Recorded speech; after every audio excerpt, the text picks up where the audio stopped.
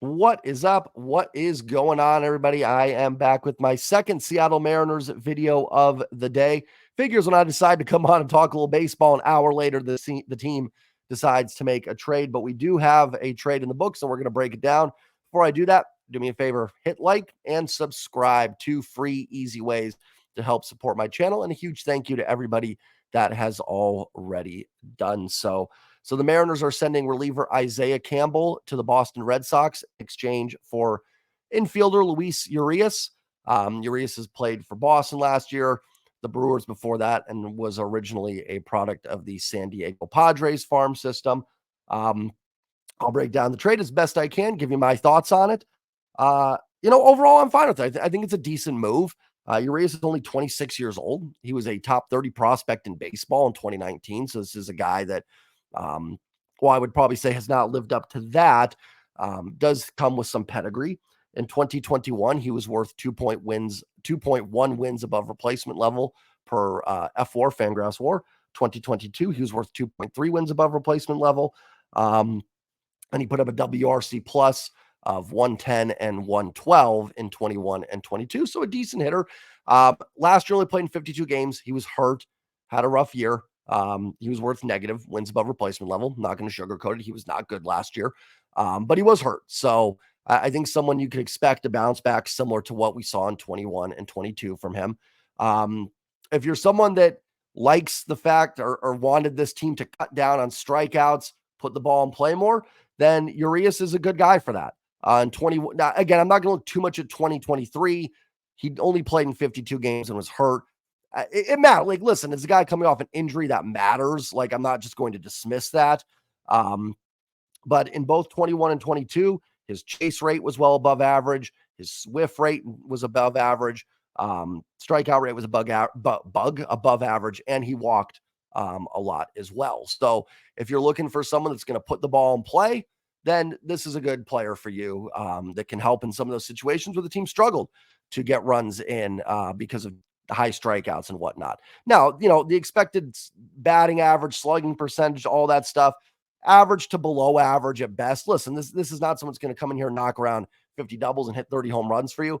But what I talked about, if you watch my earlier video with Jonathan India, and I'm not wild about acquiring India if they do it, but I will say this, like, acquiring players that don't rely on the slugging to be successful can play well in T-Mobile, because with Teoscar Hernandez, tremendous power, but if he's not putting the ball over the fence, he's not a very useful player. Urias is a guy that can put the ball in play, doesn't have to hit it over the fence to be successful. He can hit a double, he can get a base hit, and that's all you need from him in those instances. He doesn't just rely on the slugging. So, going from like a hitter's park to a pitcher's park, I don't think is necessarily going to affect a player like that. Now, he may not be a great hitter because he's not barreling up the ball a lot necessarily. So, it could affect him, but I don't think the park factor will necessarily be an issue for him at all. He also hit 23 home runs in 2021, 16 in 2022. So he does have some pop. I'm not just trying to dismiss that either. His OPS in 2021 was 790, 739 in 2022. Again, big drop off last year, but 490 at bats in 21, 406 in 22, only 144 last year. Listen, you're going to have to dismiss his 2023. I'm not saying that to try and make this look better for the Mariners, but they're not looking at 2023. They're looking at a guy that was very successful in 21 and 22 to come in here and produce those type of numbers. Like I said, he's just 26. He's got 2 more years of club control. So you have him for 21 and 22. Now, what does this mean for the Mariners? Oh, let me also talk about Isiah Campbell. I like Isiah Campbell. Think he can be a solid reliever. I say it all the time, though. I'm just not against this team trading relievers. Now, I'm not saying you go trade Brash, Munoz, everybody, and then you bring in, me and a couple other guys to pitch the 8th, 9th inning. But Campbell's a middle reliever. I think there's some upside there. I don't think he's terrible or anything. But the Mariners find 4 or 5 Isiah Campbells every year. I mean, it's just the truth.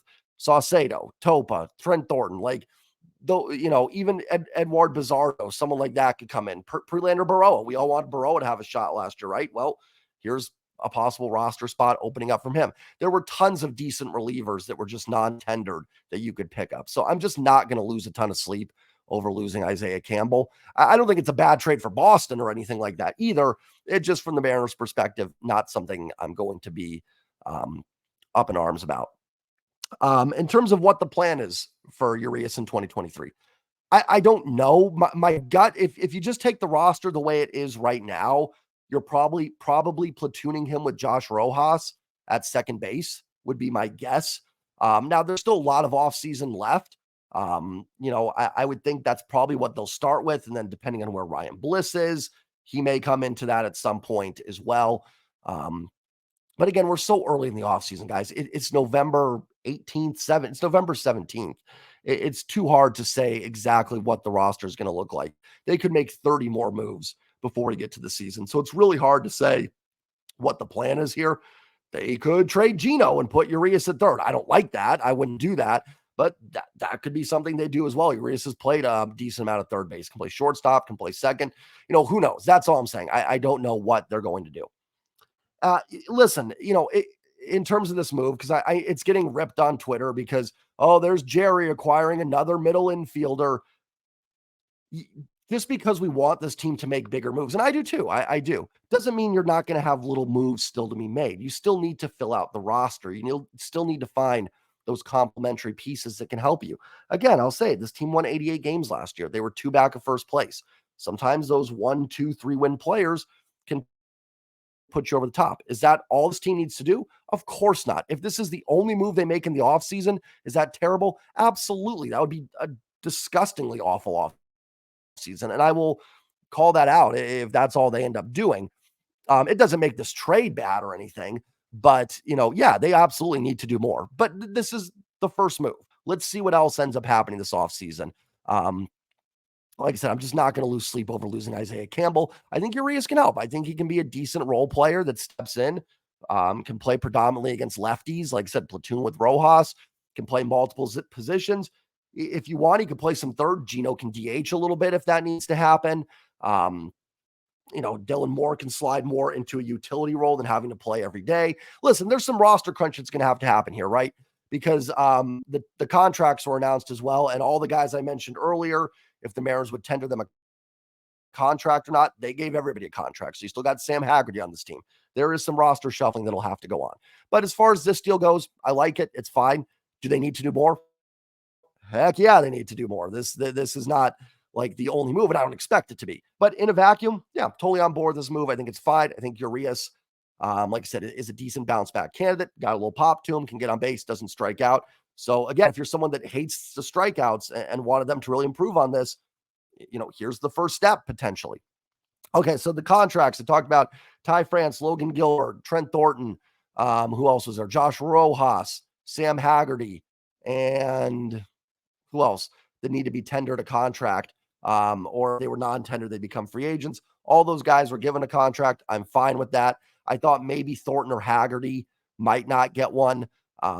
Just because, especially after the Urias move, I actually thought for sure Haggerty wouldn't get one, but he is, so he'll be back. They could trade him. They could still do some things there. I'm not saying Ty France should be the everyday first baseman necessarily.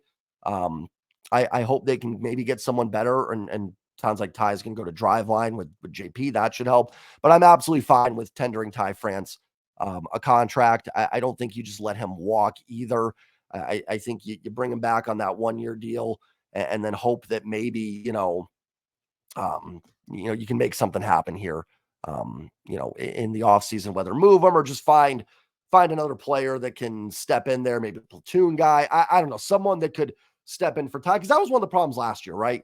Like, I know some people are on Scott for playing Ty France in September, but there just wasn't a lot of options to play first base. So your hope was just that Ty comes out of a slump, right, for the final week. So hopefully they can have a contingency plan there where if that happens, they can move on and get someone else in there. So yeah, that's my thoughts on the trade. I'm fine with it. I like it. Listen, at the end of the day, once the offseason is complete, this move's going to be forgotten. I would also say that, like, it's kind of a nothing burger. If you are upset about it, I would just take a deep breath on it. And like in 3 weeks, you'll probably forget this trade even happened. Honestly, we're going to be like, oh yeah, Luis Urias is on the Mariners. It's going to be one of those. Especially if more moves keep coming and the team makes other moves. Like I said, if this is the only move they make, then yeah, that's awful. Like, I don't think the trade would be off. I'm still fine with the trade, but yeah, that's not enough. But as a complementary piece, you still have to add those. I know we want this team to go big, but you can't just not add complementary pieces to the roster along the way. So we'll see what they do the rest of the offseason. I like the trade. I think you guys will like Urias once he gets in there and shows what he can do. And again, if you're thinking like, oh, this is another Colton Wong, guys, Urias is like 7 years younger than Colton Wong. Colton Wong just looked cooked, an older guy that was cooked. That's not going to be Urias. Hopefully it's not Urias. So we'll see. Have a great night, everybody. Enjoy your weekend as always, and go Mariners. Peace.